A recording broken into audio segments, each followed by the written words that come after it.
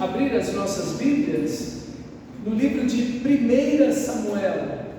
1 Samuel, capítulo 1. 1 Samuel, capítulo 1. Eu estou numa série de mensagens falando sobre o pacto pelo avivamento, como nós, como igreja, devemos nos unir, como nós, como igreja, devemos ter em um só coração, em um só pensamento, o sentimento, a intenção de buscar o avivamento de Deus para as nossas vidas, para a igreja, para a comunidade, onde estamos, para as nossas famílias, e ver Deus operar de maneira maravilhosa em nós. Pela providência, caímos hoje nesse texto maravilhoso, falando de Ana, no Dia Internacional da Mulher, mas pela providência, não foi algo pensado em falar de uma mulher no Dia da Mulher, mas a providência nos alcançou a falar sobre essa mulher extraordinária que inspirou Maria, a maior de todas as mulheres, a mais bem-aventurada, a mais abençoada de todas as mulheres, a mãe do nosso Senhor Jesus. E ela foi a inspiração de Maria com o seu cântico ali no capítulo 2. No versículo 10 do capítulo 1, diz assim o texto sagrado: levantou-se Ana e com amargura de alma orou ao Senhor e chorou, e fez um voto dizendo: Senhor dos exércitos, se benignamente para a aflição da tua serva e de mim te lembrares, e da tua serva não te esqueceres, e lhe deres um filho varão, ao Senhor o darei por todos os dias da sua vida, e sobre a sua cabeça não passará navalha. Esse texto maravilhoso, ele vai irromper um grande avivamento no Antigo Testamento. Esse texto é tão simples, tão privado, porque vemos uma mãezinha, o desejo de uma mulher, de se tornar mãe, orando a Deus na amargura, na aflição, na dor da sua alma. Então ela clamando ao Senhor, e a partir desse texto, desse momento, dessa situação, Deus vai tomar todo esse contexto aqui para dar início a um avivamento extraordinário que apontará diretamente para o Messias, para Jesus, porque o filho de Ana, que será Samuel, ele vai ungir os 2 primeiros reis da nação de Israel, Saul e Davi. E de Davi vem o Senhor Jesus. Ele, 1100 anos depois, vai nascer Jesus, o filho de Davi, isso é, o descendente de Davi, que é o Salvador, Cristo Jesus, o Senhor. Então, veja que aquilo que ela está vivendo agora, nesse momento, será uma bênção que vai perpetuar por tantas gerações, por tantas gerações. E a primeira coisa que o texto nos mostra é quando é necessário um avivamento. Quando um avivamento se torna necessário. E nós vamos ver no texto um avivamento se torna necessário quando as famílias estão em crise. E aqui nós temos uma família em crise. O texto começa mostrando que no versículo 1 houve um homem de Ramataim Zofim, da região montanhosa de Efraim, cujo nome era Elcano. Ele tinha uma esposa, no versículo 2, tinha 2 mulheres, uma se chamava Ana e outra Penina. A primeira esposa dele era Ana. Ana era o grande amor da vida dele, e ele tinha como esposa primeira a Ana. Só que os anos foram passando e Ana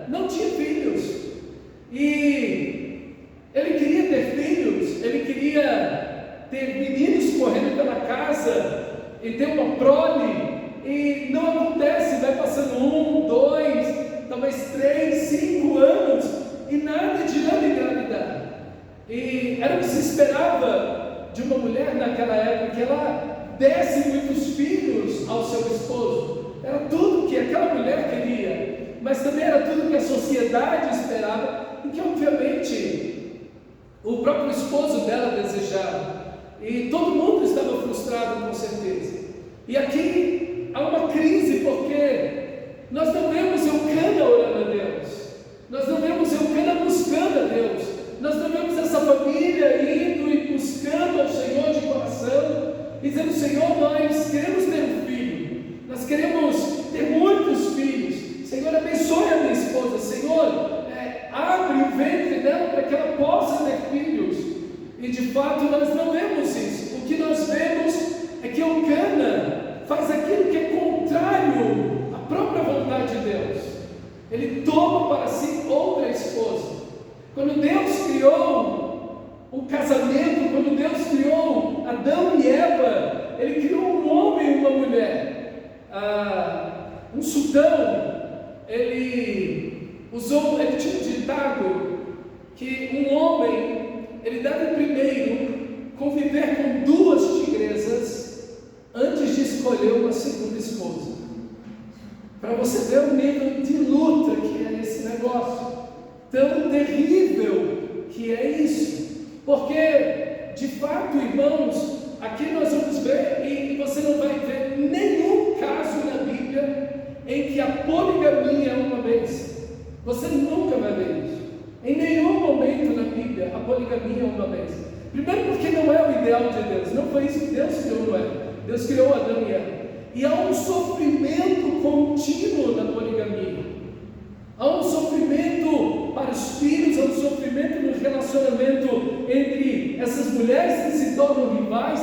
O homem também sofre nessa situação toda. Há um sofrimento generalizado. E quem sofre aqui é Ana. Penina parece que é uma mulher mais agressiva, mais dura, e Ana parece ser uma mulher muito mais sensível. E uma verdadeira mulher vai sofrer muito mais numa situação dessa do que essas mulheres mais agressivas e duras. E infelizmente aqui, no lugar de Eucana buscar o Senhor e orar ao Senhor e fazer um voto ao Senhor: Senhor, me dê um filho, a minha esposa dê filhos a minha esposa, e votar ao Senhor e orar ao Senhor, dizer: Senhor, eu quero ter filhos para a tua glória, para que o teu nome seja engrandecido. Ele simplesmente, diante de uma necessidade, lança a mão do pecado para resolver o problema. E quantos de nós não fazemos isso? Quantas famílias não fazem isso? Tem um problema, tem uma necessidade, tem uma situação difícil, tem algo que não podemos resolver. E o que nós fazemos? No lugar de buscar a Deus, estamos lançando mão do pecado para tentar resolver um conflito, um problema, uma situação. Então, precisamos olhar para esse texto e pensar: precisamos de um avivamento, precisamos buscar a Deus diante de problemas familiares, problemas pessoais, problemas íntimos. Precisamos buscar o Senhor na crise familiar que nós vemos a nossa sociedade vivendo. Olhamos famílias se desfacelando, se quebrando. Precisamos clamar a Deus por um avivamento, não apenas pela nossa família, mas pela condição do estado da família brasileira de forma geral. Precisamos clamar por um avivamento, mas também é necessário um avivamento quando há uma crise pessoal. Ana tinha um problema, ela e ela mesma. E quando você olha lá o versículo 6 do capítulo 1, Penina, sua rival, está vendo? O texto usa até essa expressão, sua rival, a provocava excessivamente para a irritar, porque o Senhor a tinha deixado sem filhos. Versículo 7: todas as vezes que Ana subia à casa do Senhor, a outra, a Penina, a irritava, pelo que Ana chorava e não comia. Que crise pessoal! A mulher naquele momento, nessa sociedade oriental, ela eu vou ter muitos filhos, e de preferência que todos, ou a maioria, sejam homens. Então essa era a ideia dessa época, ok? Deus não impôs isso não é uma ideia de Deus, isso é uma ideia da cultura. A cultura da época traçava esse patamar. Por que um homem? Porque os homens trabalhavam, porque os homens iam para a roça, porque os homens iam para a guerra, porque os homens protegiam a família, ok? Então se pensava mais na figura do homem, do menino, do que na menina, ok? E até hoje no Oriente é assim. Quando um menino nasce, nos países alguns são da festa, quando é menina é luto, ok? Então até hoje tem esse pensamento no Oriente. E o que nós vemos é que Ana não tem filhos, e o texto diz que ela está sofrendo muito. Olha o versículo 11: a aflição da tua serva. Ela está orando: Senhor, olha a aflição da tua serva. Essa palavra aflição quer dizer miséria, pobreza, opressão. Está curvado. Versículo 10 vai dizer: levantou-se Ana com amargura de alma e orou ao Senhor e chorou. Então veja, nós temos uma pessoa aqui extremamente deprimida, frustrada, humilhada, de alma empobrecida, na miséria do seu próprio coração. E aqui é necessário um avivamento. Não apenas quando uma família está em crise, não apenas quando vemos uma família tomando decisões que estão contra a vontade de Deus e a palavra de Deus, mas quando nós mesmos, na nossa alma, estamos feridos, quando nós mesmos, pessoalmente, estamos sentindo que a nossa alma está destruída, e é aqui, como diz o texto, uma provocação excessiva, irritante, e uma humilhação constante, uma guerra no seu próprio coração, uma guerra fora. Você precisa de um avivamento, sua família precisa de um avivamento. É necessário um avivamento quando nós estamos numa crise pessoal. A vida de Deus deve estar em nós, mas nós também precisamos de um avivamento quando há uma crise espiritual. O nosso texto sagrado vai aí no versículo 3 falar que todos os anos esse homem, no caso Cana, o esposo de Ana, ia da sua cidade para adorar e sacrificar ao Senhor dos exércitos em Siló, onde estava o tabernáculo, onde Ofni e Finéias, os dois filhos de Eli, eram sacerdotes do Senhor. Aqui está uma família de sacerdotes, são os pastores da nação de Israel. O pai, Eli, tem 2 filhos, e esses 2 filhos são filhos do diabo, que a Bíblia vai dizer, são filhos de Belial. Isso é, são pessoas, literalmente do hebraico, são inúteis. O que é um filho do diabo? Alguém que é inútil diante de Deus, alguém que não frutifica para Deus.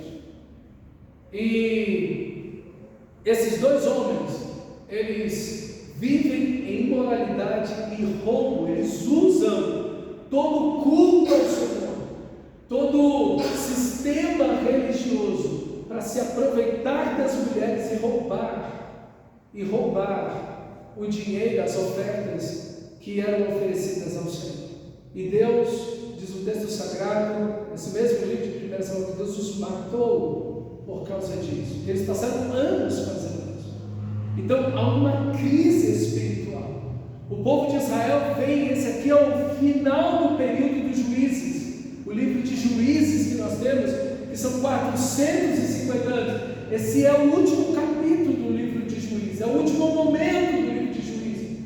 O povo de Israel tinha abandonado a Deus por 450 anos e voltava para Deus simplesmente porque estava em aflição, mas abandonavam o Senhor para adorar os deuses das outras nações. Então há uma crise recorrente, repetitiva, já por mais de 4 séculos na nação de Israel. E o povo estava voltando as costas para Deus já por todos esses séculos.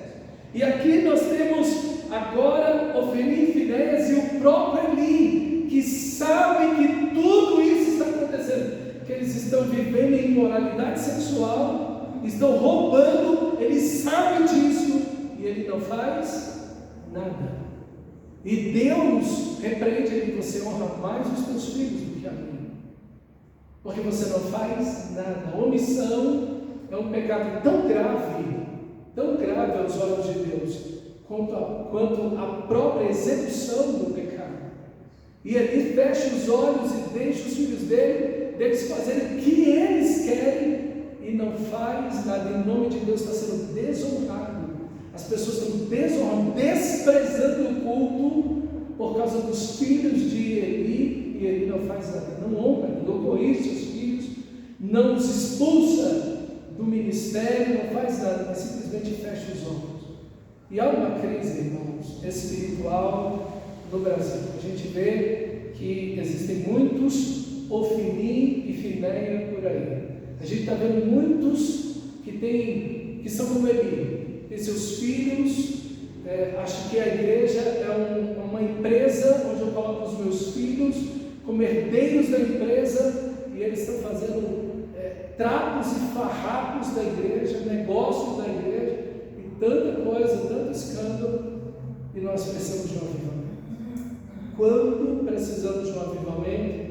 Quando há uma crise espiritual. Mas nós também precisamos de um avivamento quando há uma crise no país. E o povo de Israel estava fragmentado, totalmente dividido, era um povo escravo, era um povo que tinha abandonado a Deus. Há uma crise política, há uma crise espiritual, há uma crise financeira, a pobreza, a miséria, a destruição, os inimigos que estão ao redor, que Israel deveria vencer lá com Josué, que é o período que antecede esse período do juízo. O povo de Israel desobedece ao Senhor, e agora os inimigos se tornam mais fortes.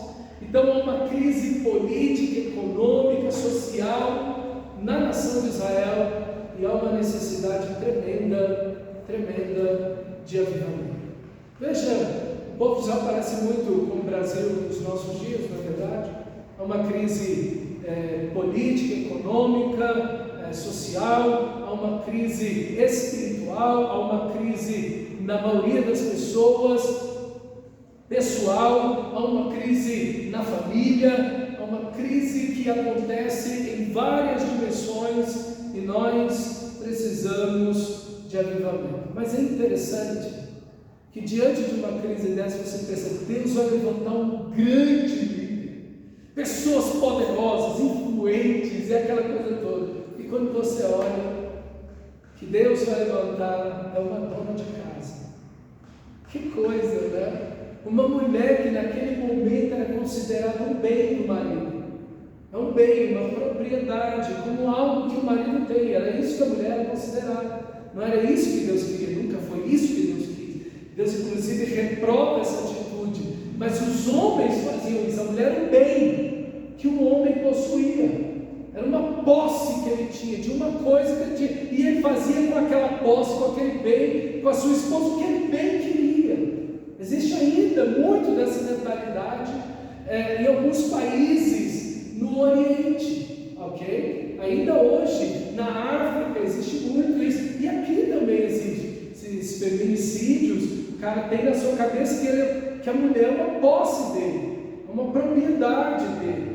Então não há respeito pela pessoa como indivíduo, como ser humano, mas é simplesmente um objeto, uma posse que o homem tem. E é exatamente aí que Deus vai usar essa dona de casa, essa mulher simples, que carregava água, que limpava a casa, que fazia comida, que arrumava os móveis, que limpava e lavava, que estava ali provendo para a sua casa. Provavelmente nessa situação, Ana até poderia ser uma mulher que não sabia ler nem escrever, provavelmente. Então você vê que é uma pessoa tão simples, é uma dona de casa que Deus está usando nesse momento.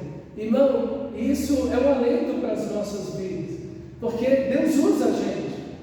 Deus usa quem é simples, Deus usa quem não tem poder, autoridade, fama, influência, dinheiro, recursos, influências. Deus usa pessoas simples, e junto a ela Deus vai usar quem? Uma criança. Veja como é igual e se repete novamente a mesma ideia.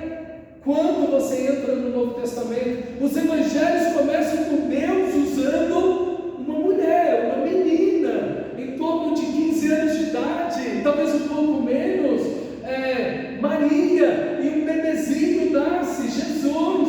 Enfim, Deus usa pessoas simples, e a gente às vezes pensa que Deus vai fazer algo tão grandioso, extraordinário. Não, Deus vai usar pessoas simples, e ela mesma vai dizer que ela é uma pessoa simples na própria oração dela. E Maria também vai dizer: o Senhor olhou para a baixeza da sua serva. Então, Deus usa pessoas simples. Então, Deus quer usar a mim e a você. Então, que Deus possa encontrar em mim e em você a disposição para sermos usados pelo Senhor e mudar situações. Eu acho lindo esse texto que nós lemos, porque ele revela o poder do versículo 11, o poder de influência que existe. Ela fez um voto ao Senhor, dizendo: Senhor dos exércitos, se de fato olhares para a aflição da tua serva, e te lembrares de mim, da tua serva, não te esqueceres, e lhe deres um filho, homem, um filho varão, eu o dedicarei por todos os dias da sua vida, e sobre a cabeça dele não passará navalha. Veja, aqui está o poder de uma mãe. Veja, ela tem influência direta sobre a próxima geração. Eu me dedicarei ao Senhor, ele vai servir ao Senhor. Esse menino que vai nascer já tem um destino, já tem algo para a vida dele, e eu que decidi o futuro desse menino. Eu decidi onde ele vai estar, o que ele vai fazer, com quem ele vai se comprometer, ele vai ser o Deus da vida dele. Eu o consagrei ao Senhor, e ele vai ser nazireu. Nunca, jamais vai passar navalha sobre a sua cabeça. Ele vai ter aquele cabelo comprido, 7 tranças. Ele vai ser consagrado ao Senhor, ele vai ser nazireu de Deus. Também como era João Batista, o primo de Jesus, provavelmente. Meus irmãos, que coisa maravilhosa, que influência da próxima geração a mãe está tendo sobre a vida do seu filho. E a decisão dela, o voto que ela fez com o Senhor, determinou a vida da futura geração, e dos filhos e dos netos, e assim foi. Que coisa maravilhosa, irmãos. As mães às vezes não sabem o poder que elas têm na mão.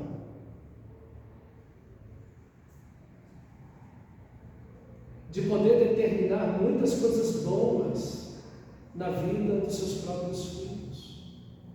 E eu quero dizer que boa parte daquilo que os seus filhos devem ser, você deve determinar. Foi feita uma pesquisa, a Isabel estava falando para mim, me mostrou inclusive essa pesquisa. Chamaram algumas crianças e botaram seus pais numa sala, estavam vendo e ouvindo, mas as crianças não sabiam. Explicaram para as crianças sobre todo tipo de alimentação ruim, ultraprocessados, aquela coisa toda, que causa pressão alta, o que é pressão alta, diabetes, o que é diabetes, as consequências, infarto, derrame, aquela coisa toda. Explicou tudo com gráficos, bem lúdico, bem direitinho. Conversaram os médicos, os profissionais, explicaram tudo para as crianças ali, e perguntaram para elas no final: diante disso que vocês aprenderam, vocês vão comer esses doces, essas coisas? E as crianças: sim, vamos comer tudo, vamos comer tudo. Porque a pesquisa não era para as crianças, era para os pais, para mostrar para os pais que seus filhos não têm capacidade para decidir, e que a alimentação deles é tarefa e responsabilidade, não das crianças, mas dos seus pais. A saúde deles e a integridade física deles estava na mão e responsabilidade dos pais, não dos filhos. Por que a gente não faz isso em todas as áreas da vida? Ou será que seus filhos, quando são pequenos, têm capacidade para fazer isso? Quando eles já estão adultos, você já ensinou eles o caminho, e aí eles vão ter que tomar as decisões. Mas por que nós não tomamos as rédeas quando eles são pequenos? Eles não têm capacidade de decisão. E por que você deixa na mão deles o decidir as coisas da vida? Tomar as 5 decisões mais importantes da vida. E eles estão tomando sozinhos. Não, meu filho, faz o que você quiser, eu não vou interferir nisso. Mas é para você que tem que interferir. É você que tem que dar um caminho para esse filho, e você não está dando. Deus colocou você ali para isso, para amar seus filhos e para mostrar o caminho.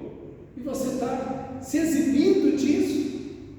Seu filho vai sofrer, porque ele precisa de alguém. Irmão, quando você olha para trás, depois que a gente fica velho, adulto, a gente olha para trás e vê o valor, e vê a importância, e agradece os nãos, as disciplinas, os castigos, o direcionamento e até as correções que nós recebemos quando éramos menores. Dizendo, se meu pai e minha mãe tivessem feito isso por mim, aonde eu estava, qual caminho que eu tinha tomado? Então, não se exima dessa tarefa tão maravilhosa de dizer o caminho para o seu filho, dizer, você vai dar aqui, é aqui, esse é o caminho, esse é o caminho, você vai servir a Deus, esse é o caminho, é maravilhoso servir a Deus, vou te fazer apaixonar por Deus, conhecer esse Deus tão maravilhoso, ser apaixonado por Ele. Olha a Bíblia, olha o caminho certo do estudo, de uma boa alimentação em todas as áreas, e você vê, ela determina isso. Ele vai servir o Senhor por todos os dias da sua vida. E navalha não vai passar pela cabeça dele. Até corte o cabelo dele. Ela determina coisa boa. Essa é uma mulher empoderada. Sim ou não?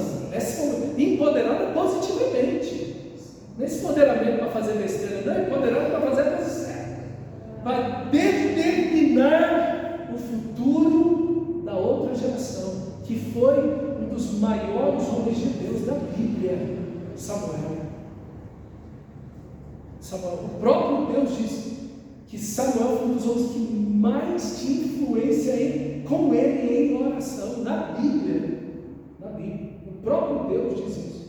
E como buscar o avivamento? Olha aí, a primeira coisa, irmãos, que nós vemos no nosso texto, é essa alma quebrantada, é esse coração amargurado, mas piedoso diante de Deus em oração. É um texto que inicia com oração. Como é que começa o avivamento?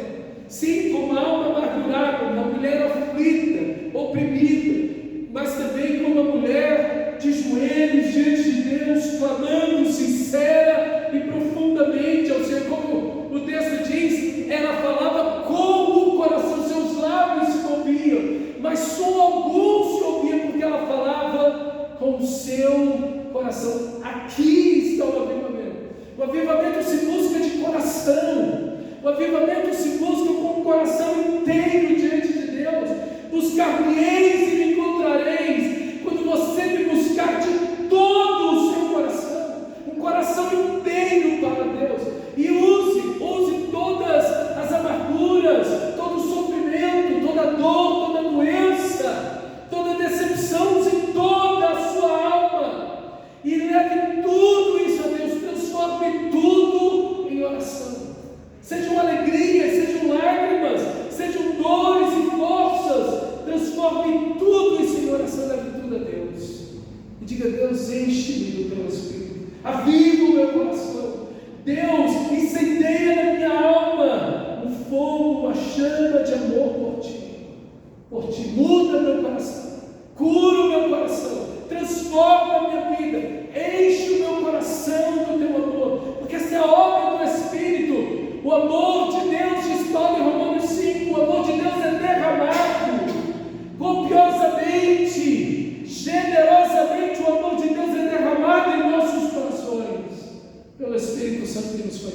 esse amor que nos cura, esse amor que nos fortalece, esse amor que nos transforma, esse amor que nos liberta, esse amor que nos enche de graça, de força em meio às lutas, às dores, ao sofrimento. Corações cheios do amor de Deus. Isso é avivamento. Isso é avivamento. Porque você vai vivendo o passado, porque você vai vivendo as angústias e traumas do passado, sendo que você pode ter o coração cheio do amor de Deus. E eu quero dizer para você que está com o guarda-chuva aberto. Não é Deus que deixou de derramar o amor dele sobre você, é você que não está aí na fonte, porque o amor de Deus é derramado em nossos corações pelo Espírito Santo que nos foi dado. É você que não está bebendo o amor que Ele mesmo está derramando. Deus não está se negando a nada, é você que se priva desse amor que já está derramado. Você não precisa nem pedir para derramar, já está derramado. Você só tem que abrir o seu coração e deixar que Deus enche o seu coração desse amor contrito, quebrantado, uma oração humilde diante de Deus. Eu acho lindo porque Ana, ela não revida a Penina. Reparou? Ela não revida a Penina. Ela chora. Ana é uma mulher muito sensível. Ana não é uma mulher agressiva. Ana é uma mulher, é aquela pessoa muito doce. E o refúgio dessas pessoas geralmente é a oração. Geralmente é a oração. E ela, muito quebrantada, vai buscar a Deus, chorando, contrita, diante do seu Criador. Quando Eli, enganosamente, acha que ela está bêbada enquanto ela está orando, e ela não revida, ela não responde mal a Eli. Ele merece uma boa resposta. Ele não consegue discernir. Esse é um cara sério, né? Esse é um sacerdote sério. Ele não consegue discernir entre alguém que está orando entre alguém que está bêbado. É uma diferença muito grande. E ele acha que ela está bêbada. Até quando tu vai ficar no teu vinho, mulher? Ele diz para ela, assim, grosseiro, um homem áspero, horrível. Mas quem tem 2 filhos do diabo? Então, coisa horrível, os filhos aprendem com quem, né? No mesmo dia, os 2 filhos morrem, os 3 morrem, no mesmo dia. E Deus disse, eu vou tirar totalmente a sua família do sacerdote. Tamanho a miséria que vocês estão fazendo. E eu quero dizer que Deus continua fazendo isso. Não é só na Bíblia, não. Deus continua fazendo isso. O pessoal fica brincando com Deus, com a igreja, com o ministério pastoral, achando que isso é brincadeira, isso é comércio, isso é uma coisa familiar. Deus faz o mesmo. Não brinca, não. A Bíblia diz que nosso Deus é fogo consumidor. Deus é o mesmo ontem, hoje será para sempre. Então a gente não brinca com essas coisas. E esse homem fala assim com ela, e ela podia ter uma resposta ruim para ele, mas não ao contrário. Ela disse, não tome a tua serva como filha de Belial, filha do diabo. Não, eu estou me demorando aqui pela profundidade da amargura da minha alma. Eu estou tão aflito, eu estou tão amargurado no que eu estou. Então ela se demora na oração. Oh, irmãos, aqui tem uma pergunta.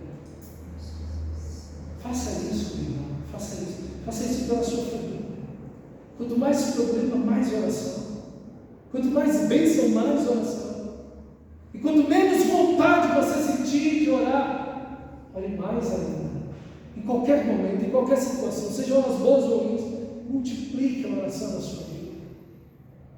Porque, meu irmão, nós buscamos um avivamento com o coração quebrantado, sincero diante de Deus, mas também buscamos um avivamento crendo na soberania de Deus. Olha o que o texto diz, versículo 5: o Senhor a deixou estéril. Quem deixou Ana estéril foi o Senhor. E o versículo 6 vai dizer: a sua rival provocava excessivamente para irritar, porquanto o Senhor lhe havia fechado a madre. É Deus que tinha impedido ela de ser mãe. Deus é que estava impedindo ela. Porque é Deus que fecha a madre, é Deus que abre a madre. Deus vai fechar a madre dela. Ela entra nessa angústia. Você fala, meu Deus, que coisa terrível. Por que Deus fechou? Porque Deus queria um Samuel. Porque Deus queria que aquele menino viesse no momento certo, na hora certa, e nascesse sob a determinação de Deus, e ele se tornasse um sacerdote, um profeta, que serviria a Deus por todos os dias da sua vida, e ungisse os primeiros 2 reis da nação de Israel. Por isso Deus fechou a madre dela. E quando Deus abriu, deu para ela 6 filhos. 6 filhos. Ela teve Samuel mais 5.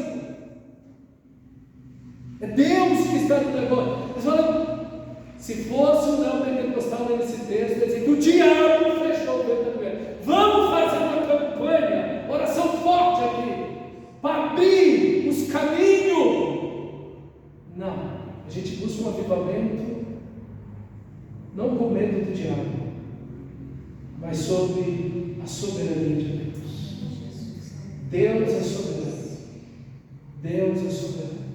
Ele tem controle de tudo na nossa vida. De tudo na nossa vida. Ele tem controle de tudo. Do bom e do ruim. Do fácil e do difícil. Ali está a mão do Senhor. Glória a Deus por isso. O Senhor a houvesse deixado estéril. E o texto vai fechar dizendo, porquanto o Senhor lhe havia cerrado o ventre. Buscamos o avivamento, sabendo que é o Senhor que é o soberano. A situação está difícil, tem uma crise pessoal, tem uma crise familiar. Isso não quer dizer que Deus queria que ele pegasse uma outra mulher, o cara pegasse uma outra mulher. Não! O que Deus queria era isso aqui, ó, é que eles orassem junto até ela ter filho. E fizessem um voto dizendo, Senhor, o primeiro filho que o Senhor me der, eu vou entregar a Ti, para Te servir. Deus tinha aberto a madre dela. Agora você vai ter filho. Que coisa maravilhosa, como Deus tem caminhos extraordinários. Essa mulher nunca pensou que o filho dela, Samuel, seria uma bênção como foi. E o caminho que Deus tinha para aquele menino. Mas ela só conseguiu olhar porque ele não tem filho. A única coisa que ela conseguia ver era o momento, era a situação imediata. Ela não conseguia enxergar nada. E ninguém consegue. Mas você precisa confiar em Deus. E aqui está. Você precisa confiar na soberania. Mas estão fazendo mal contra mim. Você precisa confiar na soberania. Mas eu estou nessa situação difícil. Mas você precisa confiar na soberania.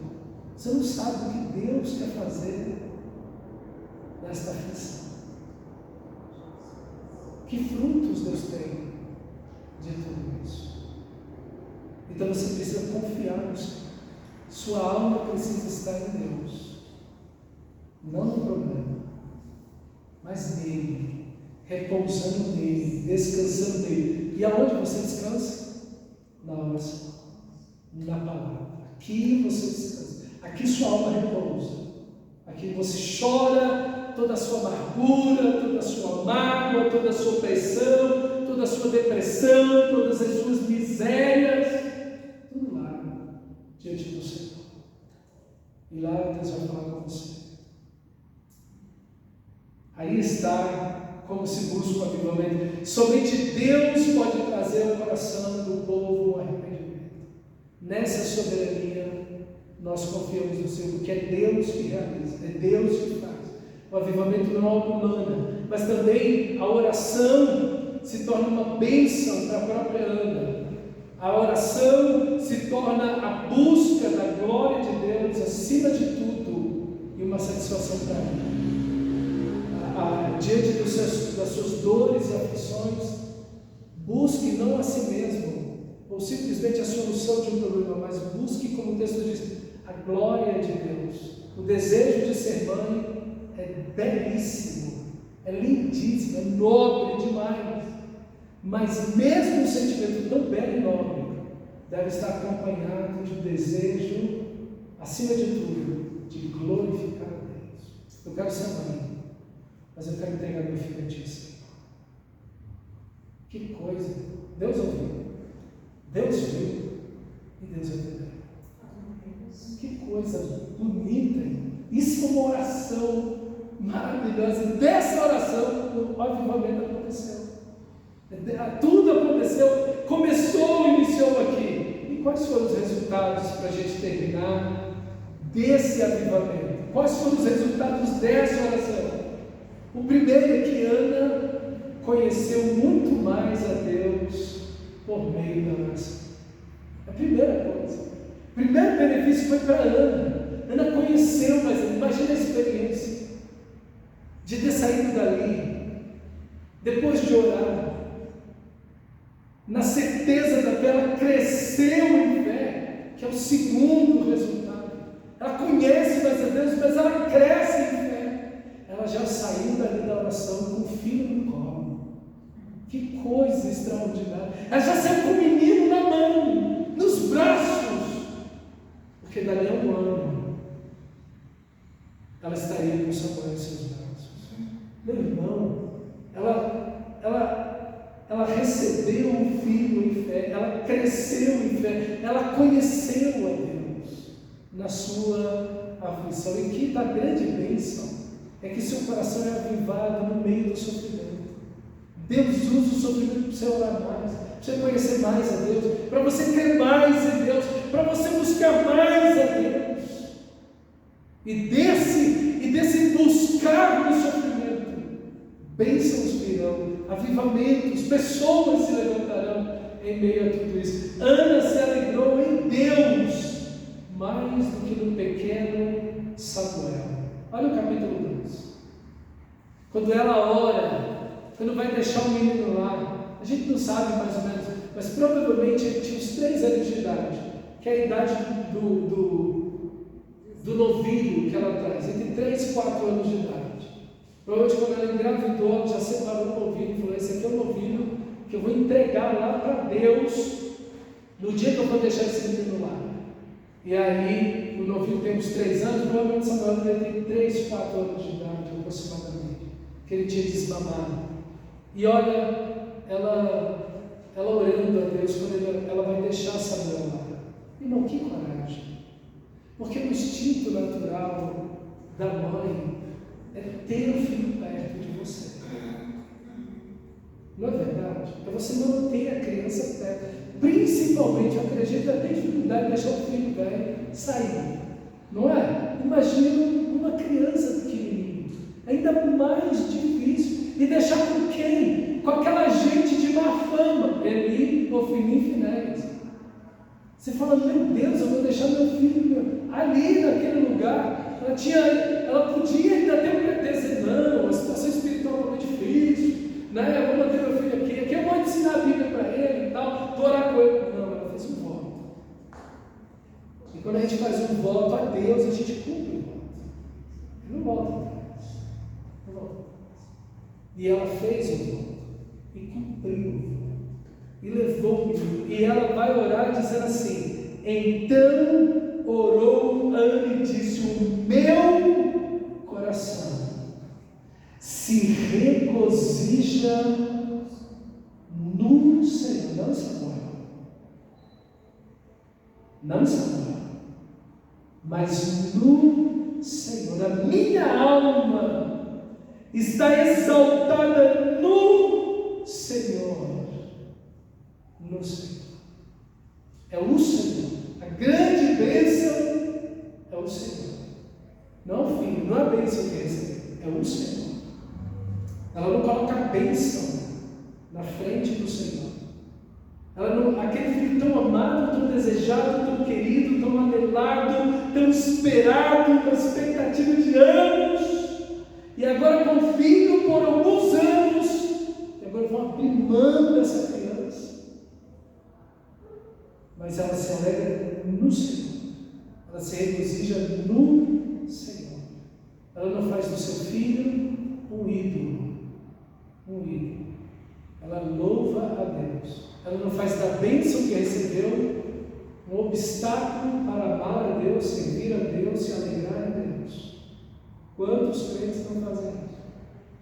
Deus lhe traz uma bênção eu deixo de louvar, engrandecer, e amar, e exaltar o Senhor e servir o Senhor, porque eu faço da bênção um obstáculo para glorificar a Deus. Não faça isso. Não faça isso. Deus está na frente da bênção. Deus está acima da bênção. Porque a bênção é temporal. Deus é eterno. Amém? Então, ela está com o seu coração alegre em Deus, não no pequeno Samuel. A outra consequência, outro resultado é uma nova geração que nasce e que foi consagrada, usada para Deus. Ela determinou o destino do seu filho.